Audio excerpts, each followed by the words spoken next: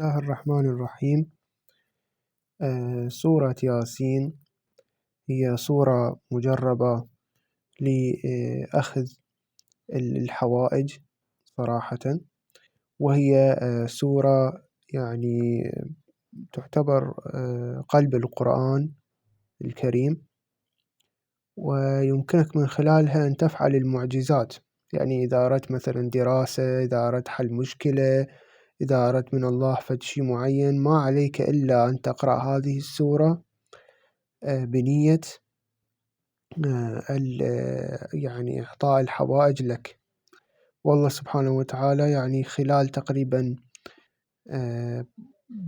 يعني بأيام تنحل المشكلة، وتقول يعني صدق أنا كان عندي هاي المشكلة، وأصلا تنساها وتنسى أنه أنت قرأت هاي السورة، والله سبحانه وتعالى حلك المشكلة.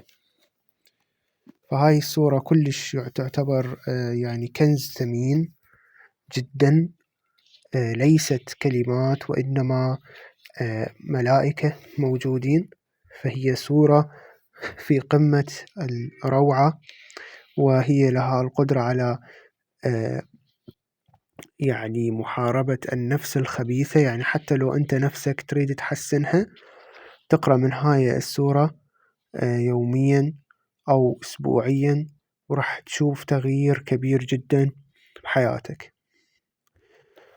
بسم الله الرحمن الرحيم. ياسين والقرآن الحكيم إنك لمن المرسلين على صراط مستقيم، تنزيل العزيز الرحيم، لتنذر قوما ما أنذر آباؤهم فهم غافلون، لقد حق القول على أكثرهم فهم لا يؤمنون، إنا جعلنا في أعناقهم أغلالا فهي إلى الأذقان فهم مقمحون، وجعلنا من بين أيديهم سدا ومن خلفهم سدا فأغشيناهم فهم لا يبصرون. صدق الله العلي العظيم. هذا منا من جعلنا في أعناقهم أغلالا فهي إلى الأذقان فهم مقمحون، وجعلنا بين أيديهم سدا ومن خلفهم سدا فأغشيناهم فهم لا يبصرون. هاي تقدر تقراها هاي فقط على الشخص اللي مأذيك وتريد اليوم ما يأذيك، يعني أو تريده يعني مستقبلا أو اليوم، أو هاي تريده ما يأذيك هذا الشخص. سبحان الله، يطلق على عينه غشاوة بعد ما يشوفك ولا يأذيك ولا يقدر يفكر إنه يأذيك. فهاي منا من سورة 7 من آية 7 إلى آية 9. هاي تعتبر يعني اللي يأذيك ينتهي بعد عمله وسوء الفعل اللي راح يسويه بك. بسم الله الرحمن الرحيم. وسواء عليهم أنذرتهم أم لم تنذرهم لا يؤمنون، إنما تنذر من اتبع الذكر وخشي الرحمن بالغيب فبشره بمغفرة وأجر كريم. إنا نحيي الموتى ونكتب ما قدموا وآثارهم، وكل شيء أحصيناه في إمام مبين. واضرب لهم مثل أصحاب القرية إذ جاءها المرسلون إذ أرسلنا إليهم 2 فكذبوهما فعززنا بثالث فقالوا إنا إليكم مرسلون، قالوا ما أنتم إلا بشر مثلنا وما أنزل الرحمن من شيء إن أنتم إلا تكذبون، قالوا ربنا يعلم أنا إليكم لمرسلون وما علينا إلا البلاغ المبين، قالوا إنا تطيرنا بكم لئن لم تنتهوا لنرجمنكم وليمسنكم منا عذاب أليم، قالوا طائركم معكم أئن ذكرتم بل أنتم قوم مسرفون.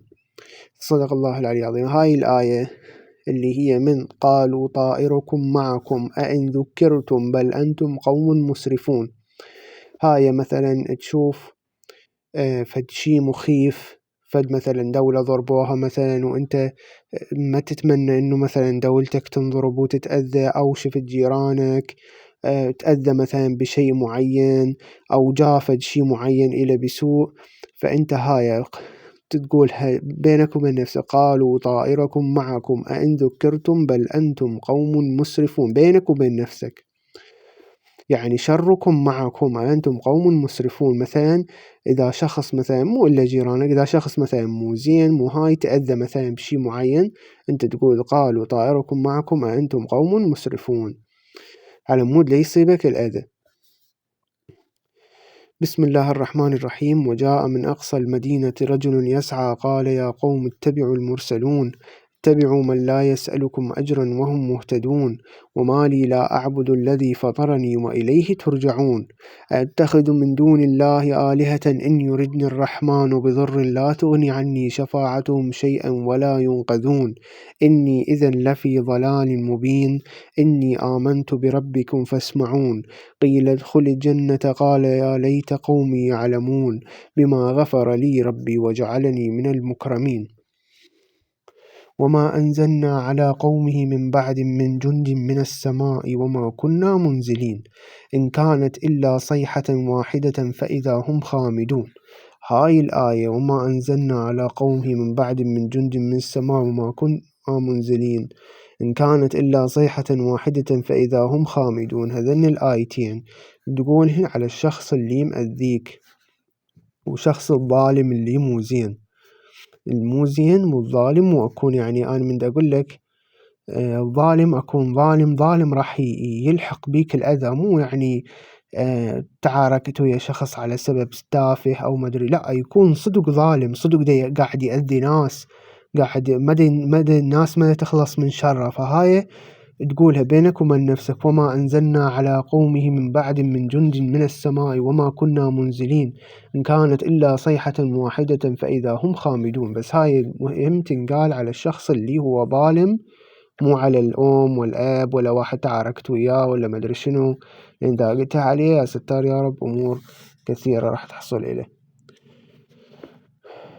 يا حسرة على العباد ما يأتيهم من رسول إلا كانوا به يستهزئون أولم يروا كم أهلكنا قبلهم من القرون إنهم إليهم لا يرجعون وإن كل لما لدينا محضرون وآية لهم الأرض الميتة أحييناها وأخرجنا منها حبا فمنه يأكلون وجعلنا فيها جنات من نخيل وأعناب وفجرنا فيها من العيون ليأكلوا من ثمره وما عملته أيديهم أفلا يشكرون.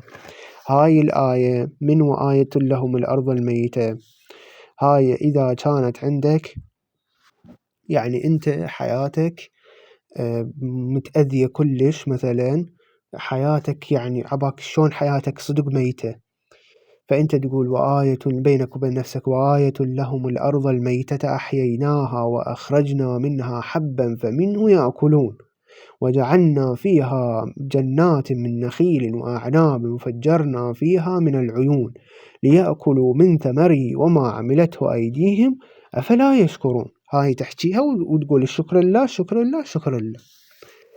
سبحان الذي خلق الأزواج كلها مما تنبت الأرض من أنفسهم ومما لا يعلمون وآية لهم الليل نسلخ منه النهار فإذا هم مظلمون والشمس تجري لمستقر لها ذلك تقدير العزيز العليم والقمر قدرناه منازل حتى عاد كالعرجون القديم لا الشمس ينبغي لها أن تدرك القمر ولا الليل سابق النهار وكل في فلك يسبحون.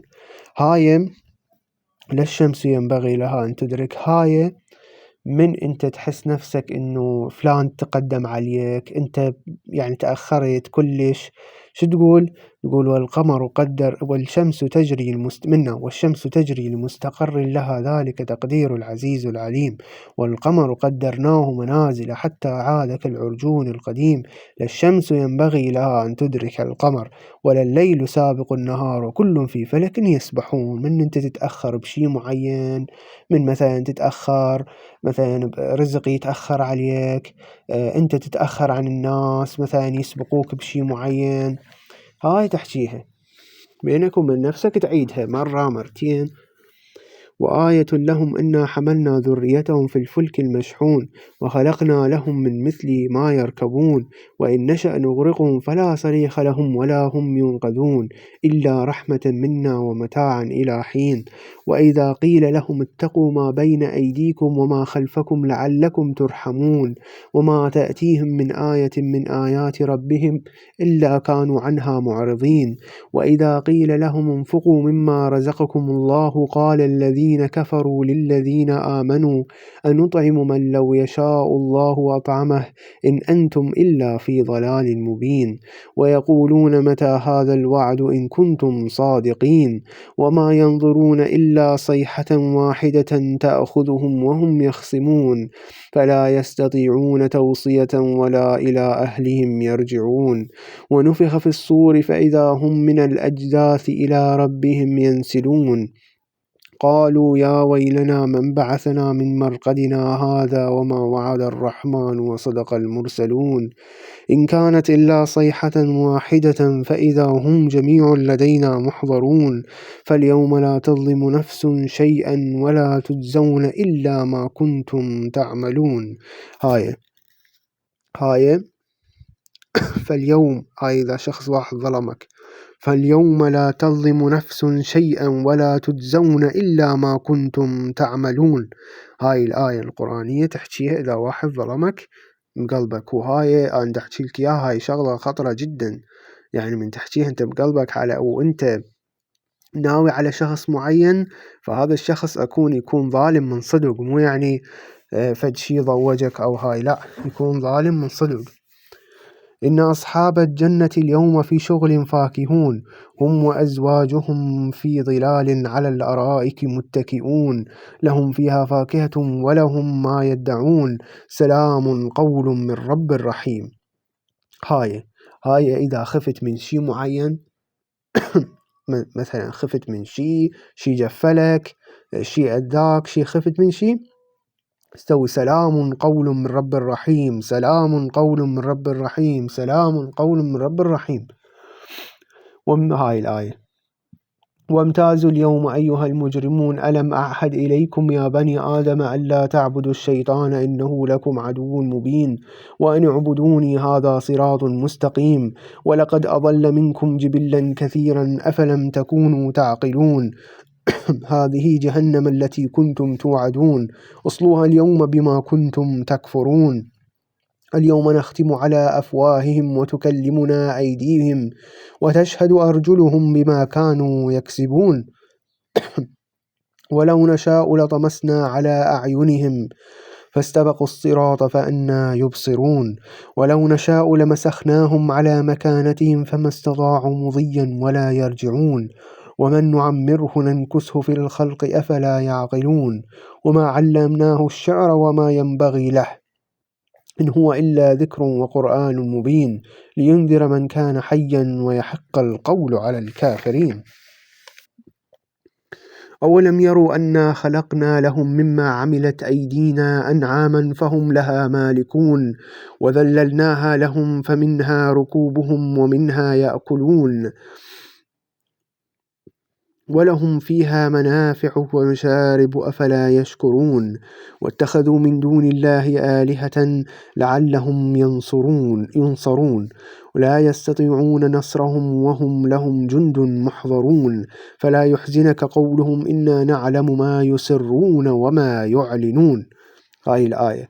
فلا يحزنك قولهم إنا نعلم ما يسرون وما يعلنون، إذا واحد حسيته دا يريد يأذيك، دا يفكر يأذيك، فلا يحزنك ترددها.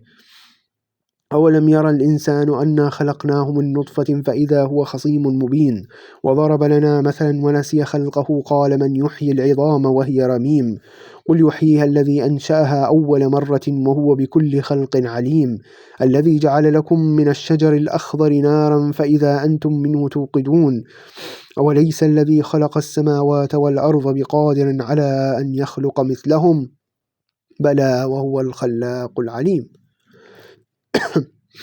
جينا على الآية اللي هي مهمة جدا، هاي تقولها من تريد الشيء. إنما أمره إذا أراد شيئا أن يقول له كن فيكون فسبحان الذي بيده ملكوت كل شيء وإليه ترجعون.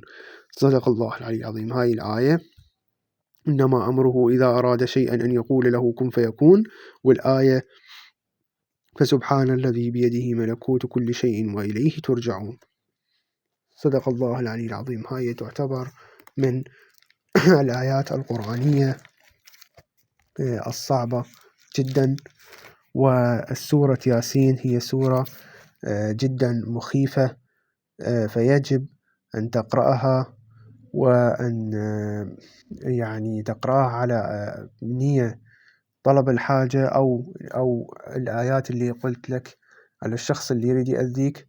بس نرجع ونقول إنه هذا الشيء من تقرأ على شخص معين أكون الشخص يكون صدق ظالم، لأن هاي الآية مخيفة جدا ومدمرة للأشخاص الظالمين، ولكفي الشر المؤمن، لكفي شر المؤمن من الظالمين اللي يريدون شر بالمؤمن، يكفيهم ويحميهم. وهي يعني وهي أنتم راح تجربوها وتشوفوها، وإن شاء الله بالتوفيق.